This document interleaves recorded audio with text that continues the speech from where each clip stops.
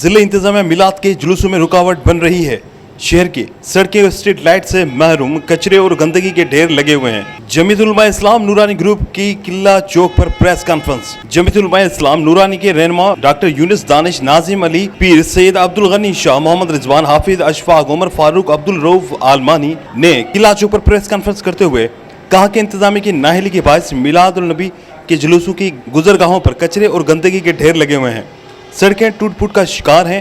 Home state hall की मरकजी शाहरा को खोल दिया गया है, जहां से मिलाद के जुलूस गुजरते हैं। मुतबादिल रास्ता पहले ही खंडरात का मंजर पेश कर रहा है। डिप्टी कमिश्नर मिलाद दुश्मन इकदामात का नोटिस लें। अगर हमारे मुतालबात पर तवज्जो नहीं दी गई और मिलाद दुश्मन रवैया जारी रहा तो JUP उन इदारों के खिलाफ भरपूर तहरीक चलाएगी।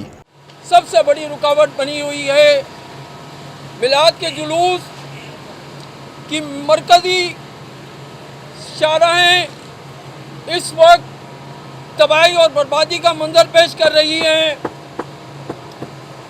इस वक्त आप किला चौक पर होम स्टेट हॉल की इस शाहरा को देख रहे हैं कि जिस और चलने के लिए कोई रास्ता नहीं है।